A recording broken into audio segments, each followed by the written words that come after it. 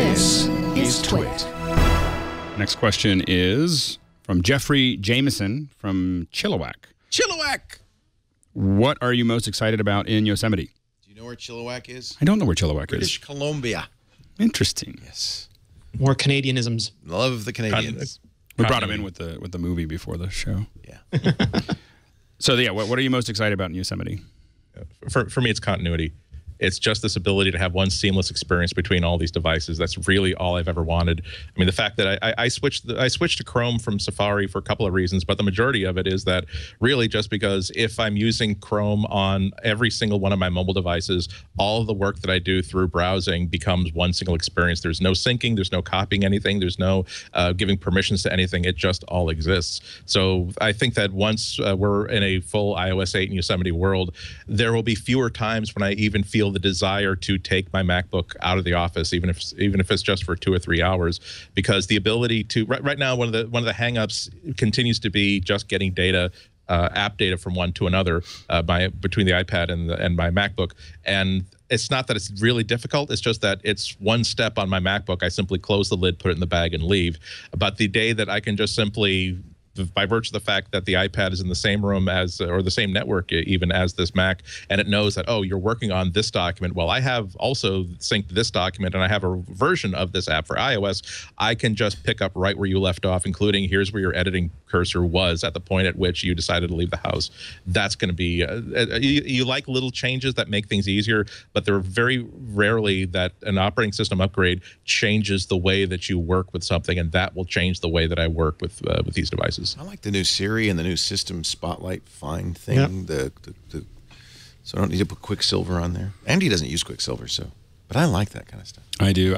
I'm afraid I'm going to go with Andy. I use so many different devices. Like, for instance, like my texting is all done with Hangouts now, because no matter what computer I'm on, no matter what device I'm on, I have the same conversation going on. You know, whether it's an Android phone or an iPhone or whatever country I'm in, I just pick up whatever I'm doing and I just keep on going. To be fair, is not going over to the other side. It's only iOS. I understand, but what I'm saying, as an example though of continuity, is that that's true though. Messages does the same thing, right? Yeah. Right. Yeah. But the reason I don't use Messages, I mean, this is the problem. The reason I don't use Messages is because it doesn't work on my Android phones.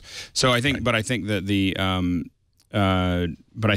it is that being able to do that is going to have me actually use my iPad more. I mean, I feel like I love the iPad and everything else, but I think my parents use their iPads far more than I use mine, just because I'm too old, and I know I just feel like I need my keyboard, and so I think that, but being able to just do some of the little stuff and know that I can come right back, I think it's going to be important. So 2 for continuity. What do you think, Renee? Well, because Alex and Andy already sung the praises of continuity, I'm going to go with extensibility. And I think on iOS, it's inarguably the biggest advance in the App Store. But on OS 10, we're talking about Yosemite, not iOS. Yeah, on OS 10 though, I think there's a lot of benefit too. Sorry. Why? The extensions are not on Yosemite, are they? They are on Yosemite. So Yosemite is getting the Today View widget. So you'll be able to do a lot of things in the widgets, which are very interesting. They're getting iCloud Drive, and it's going to be shown to you actually in an iCloud Drive. But because there are storage provider extensions, if you don't want to use iCloud Drive, you can use Dropbox in there. You can use OneDrive in there. You can use Google Drive in there. Apple's giving them, as far as I can tell, as much access and the same kind of access as iCloud. And again, maybe that's because IBM wants to be able to put enterprise data stores in there, but whatever, I benefit.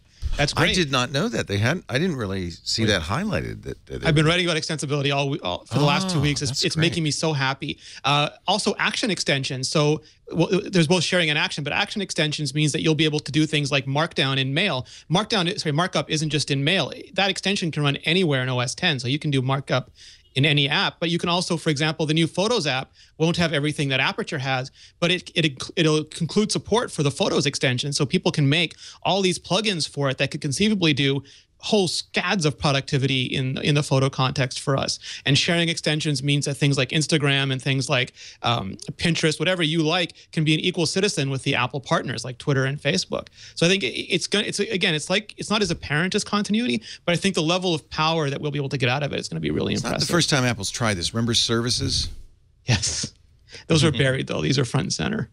I mean, but that's the point, is that these capabilities this is not new. It's just and it wasn't widely used. I was very high on services. We used a lot of services. Yeah, but nobody ever, and they're still there, I guess, but nobody ever really. And it's better for anyone, because Dropbox previously had to hack their way into OS 10. Now there's an extension right for the Finder. There's an Apple approved way to do that functionality. Yeah. And again, it's not iOS is getting all the attention for this, but I think it's just as valuable. Maybe not just valuable, but it's still super valuable in OS 10. Well, I think that I agree. If the question were about iOS 8 and Yosemite, I would certainly have chosen extensions, because it's not in Mac OS. It adds functionality. It's an improved way of doing something that we've seen happen on Mac before. On iOS, it's sort of like, well, there's this car called the Pinto. It's a great car unless someone rear ends you, in which case you will explode and die. To me, the lack of extensibility in iOS is the exploding and die aspect feature. And they've said, well, tell you what if we said that we heard you, we understand that you don't want your children to explode and die in a low level accident. What if we were to give you this thing that's been a really valuable part of every other phone experience for the past 2 or 3 years, and how you can do it too? It's another one of those. This is almost like an entirely new phone for me, by virtue of the fact that now I have extensibility and the ability for apps to talk to each other. So, yeah, I agree about continuity. I just wanted to give extensibility a little bit of love. Yeah, exactly. Good. Well, and you opened my eyes to it. Although, well, it's not necessarily Yosemite. like Andy said and I've said, it's not the first time we've seen this attempted. Well, and while it's not necessarily a Yosemite thing, I think Swift is going to be. I think this is the beginning. Programming language. Well, I think it's going to be much bigger over the next couple of years. I think that we're going to see a lot. It's OS 10 too. Perfectly reasonable.